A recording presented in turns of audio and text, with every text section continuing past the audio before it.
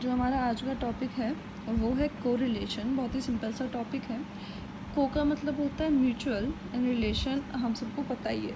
Mutual means एक दूसरे के साथ, ठीक है, दो वेरिएबल्स के बीच में रिलेशन होना। यानी कि अगर मैं सिंपल सा एग्जांपल लूँ कि वीट प्रोडक्शन, गेहूँ की उपज और रेनफॉल, ठीक है, अगर मैं वीट प्रोडक्शन को एक्स वेरिएबल मान लूँ और रेनफॉल को वाई वेरिएबल मान लूँ तो बेटा एक्स वाई से रिलेटेड है। जितनी अच्छी बारिश होगी उतना हमारा गेहूं का प्रोडक्शन अच्छा होगा, जितना कम बारिश होगी उतना ही बेकार होगा। तो एक्स और वाई के बीच में एक रिलेशन है, ठीक है, यानी कि there exist a correlation between x and y. Y rainfall के कम ज़्यादा होने से एक्स पे इफ़ेक्ट पड़ता है, ठीक है। If two quantities vary in such a way that movement in one are accompanied by movement in the other, these quantities are correlated, ठीक है। फिर बेटा यहाँ पे एग्जाम्पल उसी चीज़ का दिया हुआ है। The production of wheat / rice depend on the different factors like fertility of land, source of irrigation, fertilizers used, seed used, rainfall, etc. If there are only two variable then okay, ये हम आगे भी पढ़ेंगे, फिलहाल आप यहाँ से यहाँ तक ये हमारी डेफिनेशन है कोरिलेशन की, ठीक है। नेक्स्ट है टाइप ऑफ कोरिलेशन।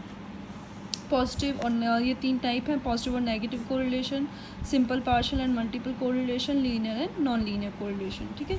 सबसे पहले आते हैं पॉजिटिव और नेगेटिव कोरिलेशन। बेटा पॉजिटिव कोरिलेशन का मतलब होता है कि अगर x बढ़ेगा तो y भी बढ़ेगा, अगर x घटेगा तो y भी घटेगा, मतलब एक जैसा रिलेशन होना, ठीक है। जैसे x 10 है तो y 15, x बढ़ा तो y भी बढ़ेगा, तो इसको बोलते हैं पॉजिटिव कोरिलेशन, मतलब एक जैसा। इंक्रीज तो सेकंड वेरिएबल में भी इंक्रीज, पहले में अगर डिक्रीज तो दूसरे में भी डिक्रीज। ये आप डेफिनेशन पढ़ सकते हो, बुक में है, बुक आपको पता ही है, applied mathematics part 2 by doctor Deepak Rajan, Binu Bajaj,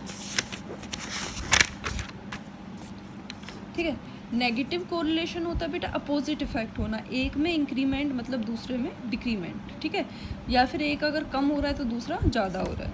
अब आते हैं simple, partial and multiple correlation पे। बेटा सिंपल कोरिलेशन को मैं एक एग्जांपल से समझा देती हूँ आपको। फिर से वही वीट प्रोडक्शन का एग्जांपल लेते हैं।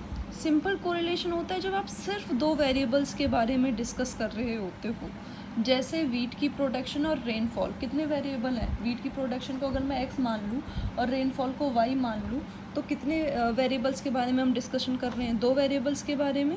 तो हमारा इसको बोलते हैं, अगर हम सिर्फ दो वेरिएबल्स के बारे में डिस्कशन कर रहे हैं तो इसको बोलते हैं सिंपल कोरिलेशन।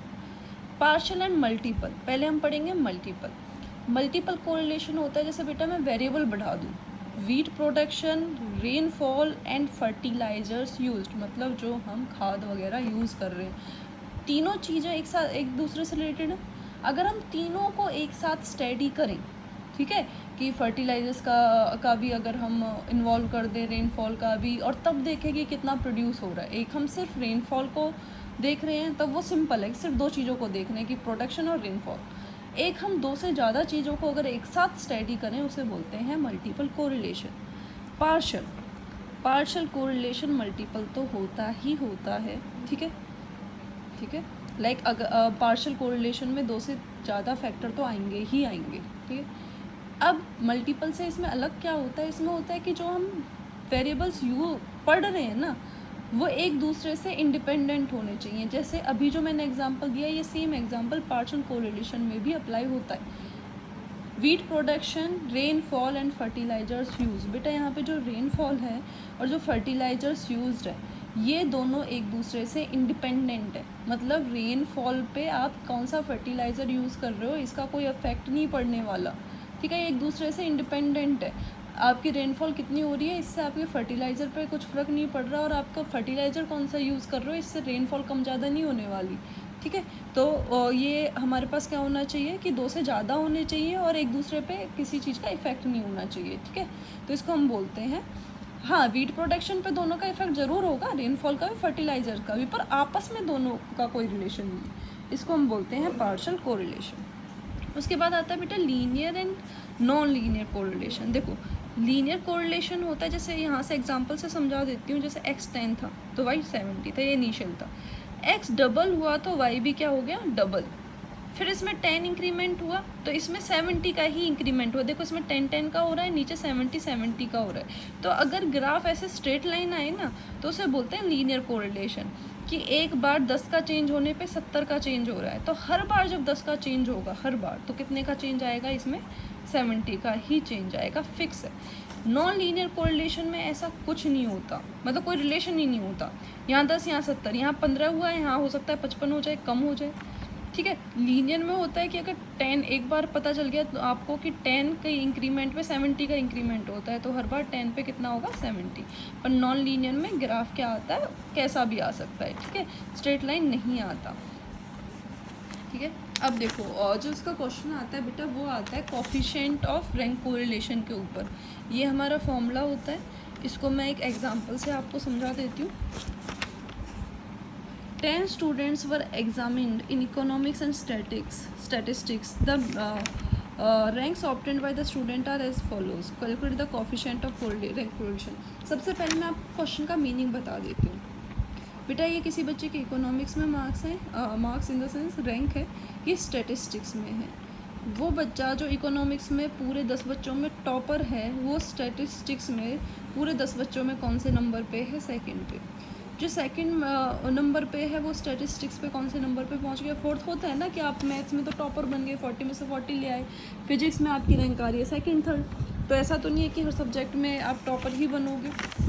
तो वो ये पूछ रहा है, क्या वो बच्चा जो इकोनॉमिक्स में अच्छा है वो स्टैटिस्टिक्स में भी अच्छा है, मतलब कुछ है क्या, कोई कोरिलेशन है क्या। बहुत बार होते हैं ना, बच्चा इकोनॉमिक्स में तो टॉप कर रहा है पर स्टैटिस्टिक्स में एकदम बिल्कुल कुछ नहीं आता, ठीक है। तो वो ये पूछ रहा है कि फ़िलहाल जो डेटा गिवन है, क्या यहाँ से कोई कोरिलेशन निकल रहा है। तो कोरिलेशन हम निकालते हैं बेटा कोरिलेशन कोफिशिएंट से, ठीक है। ये फॉर्मूला है, ये अप्लाई करना सिखाऊंगी पहले। अगर आपका आर पॉजिटिव आता है तो इसका मतलब होता है कि बहुत ज़्यादा कोरिलेटेड इन द सेंस कि कोरिलेशन है, ठीक है। अगर लेस देन 0 आता है, देखो कोरिलेशन तो होगा, ठीक है। अगर पॉजिटिव है तो इसका मतलब है कि एक सब्जेक्ट में अच्छा होना मतलब दूसरे में भी अच्छा होना है। अगर नेगेटिव है तो इसका मतलब होता है अपोजिट इफेक्ट, कि एक में अच्छा है तो दूसरे में अच्छा नहीं है, ठीक है।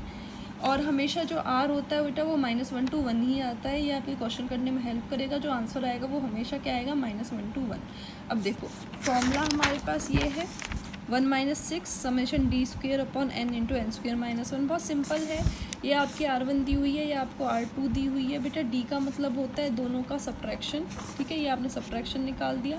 और n का मतलब होता है टोटल सीरियल नंबर, टोटल कितने हैं, 10 के स्टूडेंट्स के दिए हुए हैं ना, तो ये हो गया 10, ठीक है। बस यहाँ पे जो चीज़ें हैं, आपको d² का सम चाहिए ना, तो आपने पहले d² निकाला, उनका सम करके यहाँ पे पुट कर दिया, और टोटल कितने हैं, 10, यहाँ पे पुट करके आपका आंसर, ओके। ये यहाँ पे आपकी स्टैटिस्टिक्स यूनिट ख़त्म है।